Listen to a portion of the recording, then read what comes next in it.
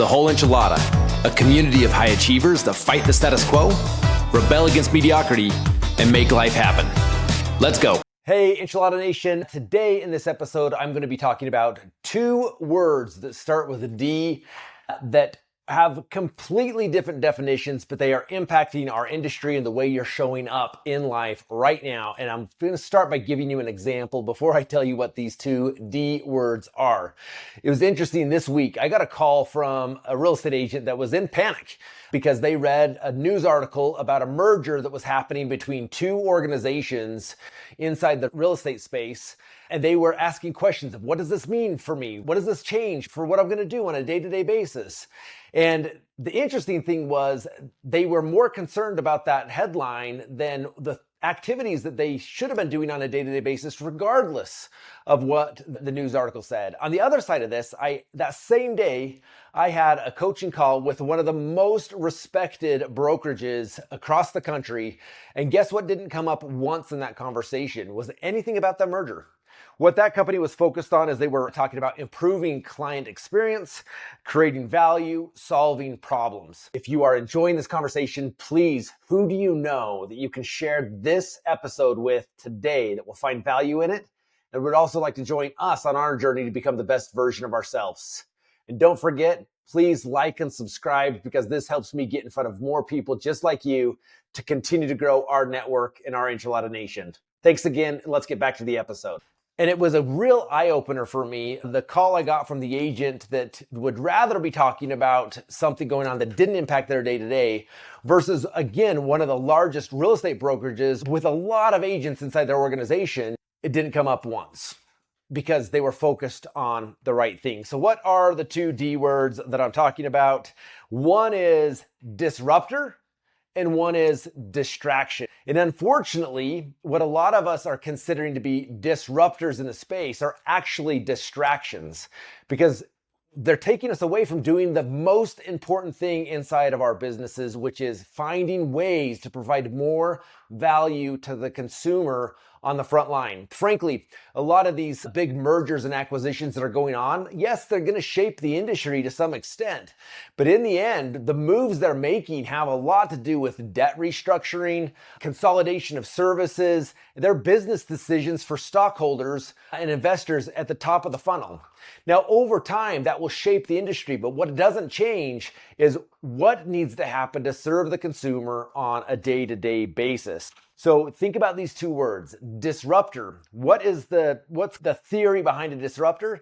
Is for me, it's really a disruptor if it's going to change the way I serve the consumer on a day-to-day basis.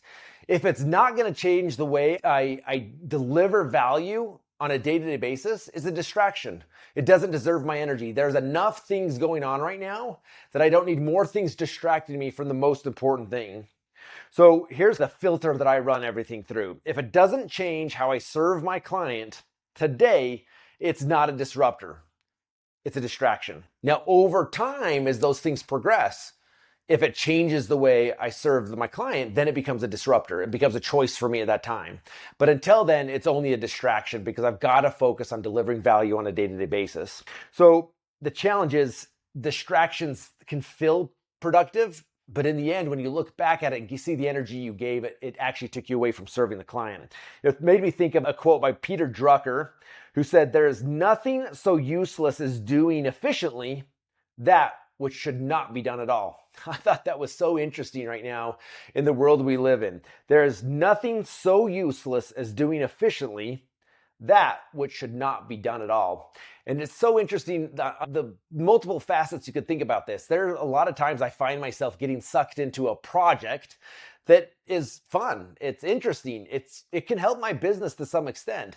But if I did it really well, 100%, the impact of that in my business is equal to if I did it 80% well, because it wasn't the most important thing. It still got the job done enough to move my business forward. Yet I took the time, and a lot of times we spend the time doing things within our businesses, not because of the end result it's going to create. It's because we want to feel busy doing something productive that actually gives us an excuse not to do the most important things inside of our business. So What are some examples of this? The number one for me that I look at right now is AI. A lot of you know that I am so far down the path with AI.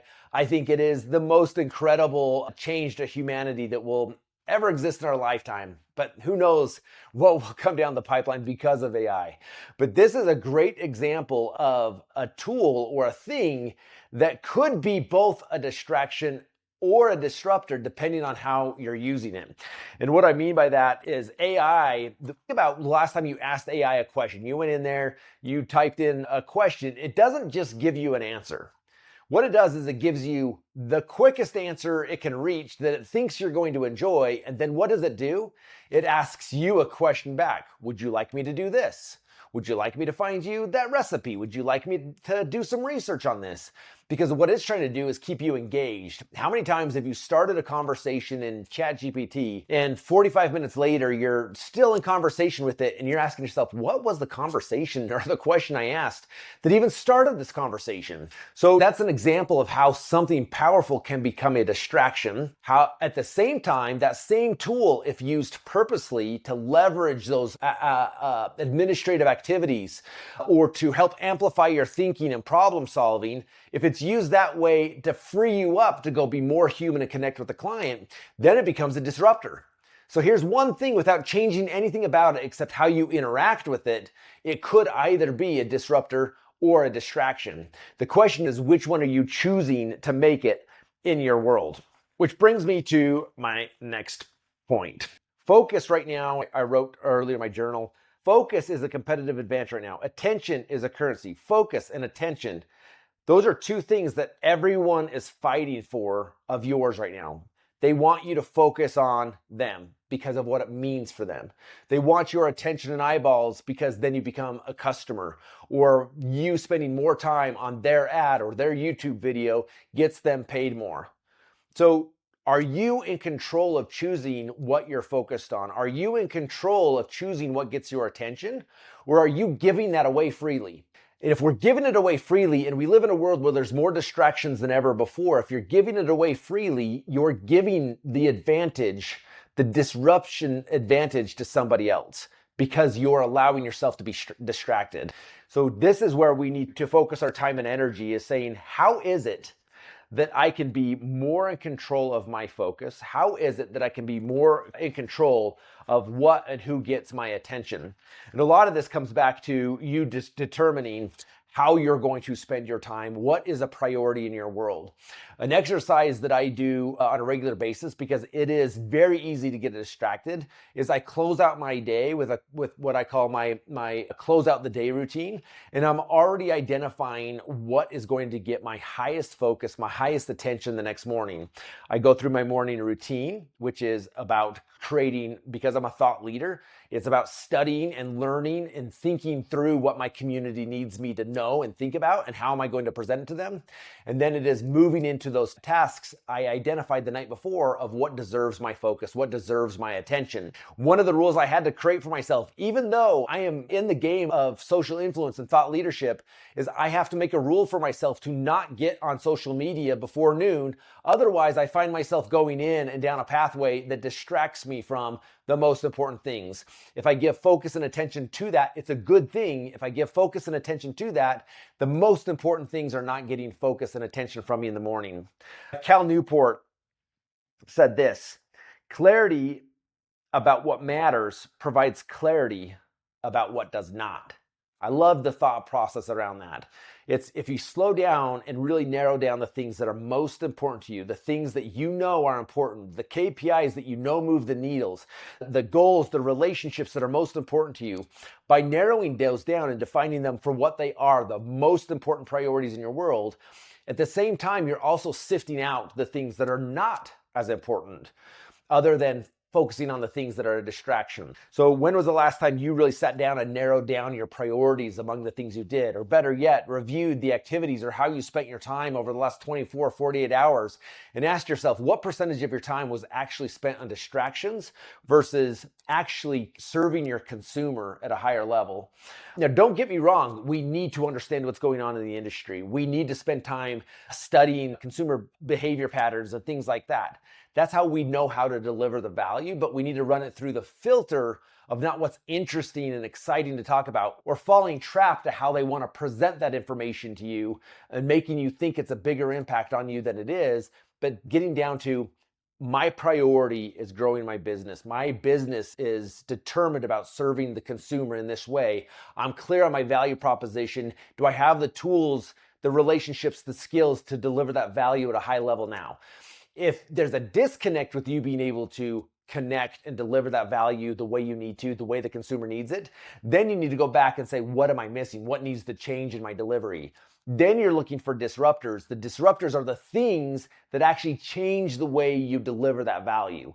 It's not completely changing the value from one day to the next of what you want to deliver. It's doubling down on what you know to be true about your value in relation to the consumer. Warren Buffett said this: the difference between successful people and really successful people is that really successful people say no to almost everything. So this was interesting to me because a lot of us, particularly when you're new to the industry, I remember when I first got into the industry, I was a yes man. It was, there was an opportunity that for me to go show that I could outgrind, out hustle anybody else, I was yes. I was saying yes while running at the opportunity, regardless of how nasty or gritty it was going to be. I was saying yes to everything. And it took me a long time to realize by saying yes to everything, there was a list of things that I was automatically saying no to without me even knowing it. I didn't even take the time to realize what I was saying no to. And I think there is a time in a lot of our careers where we have to be a yes man. We have to say, I'm willing to do the dirty, ugly work that nobody else wants to do to start earning the reputation, the track record. But you have to start, the earlier you start realizing what you're saying no to becomes important, because then you have to start saying yes to the right things. And to say yes, to have the ability to say yes to the right things, you have to know what you must say no to. I could say yes to a good thing, and when I've committed to it, I have to get it to the finish line. When I'm committed to it, I'm in the trenches doing it. I may not even know the opportunities that I'm missing because I said yes to that other opportunity. The trick is, where am I going? What am I trying to accomplish? And then running all your decisions, all the opportunities against that filter to say yes to more of the right things. We need to identify what we're saying no to. So to wrap up the conversation here, it is this. It's, again, the world is so noisy right now. There are so many podcasts to choose from. There's so many things that flying on your news feed, on your social media channels. You pull up your phone and it's a dozen text messages and 40 emails that are waiting from you just from the last hour, all demanding and asking for your attention. When they ask for your attention, what is their purpose behind it? What are they trying to deter you from? Is there a disruptor in there? Or is it a distraction? And going back to what we talked about at the beginning of this, is the filter that I'm running everything through for myself right now is, if it doesn't change how I serve my clients or serve my family, it's not a disruptor, it's a distraction. Now, I want to be very clear, there are disruptions happening in our industry that are very important. It's important to identify what those are. Again, I identified one of them today, is I think AI and how you apply it in your world could be the most significant disruptor that allows you to get to the next level. It will amplify your thinking. It will amplify your decision making. It will amplify the best parts of you if you let it. At the other side of that, if you approach it incorrectly, it becomes a distraction and does the opposite of amplification. It actually dilutes the best versions of you. You'll become less connected to your people. You'll become less connected to your family. You'll become less connected to your true value proposition and your true calling in life through the same tool. So it's identifying and getting clarity on what it is you want to accomplish, who you are at your core, what you want your message, your brand to be on a personal level and a business level, and then understanding everything that I'm doing, every decision I'm making, every book I'm consuming, every podcast I'm listening to is running it through the filter of, does this change the way I treat the consumer? Does it change the way that I serve my family? And if it does, then embrace that disruption. Be a disruptor in that space. If it doesn't move you towards your goal, if it doesn't change the way you want to serve the consumer and your family and ultimately move your life forward, it is a distraction and that is begging for your attention. And when you say yes to it, you're saying no to the most important thing to you. So what are the two D words we're talking about today? A disruption versus a distraction.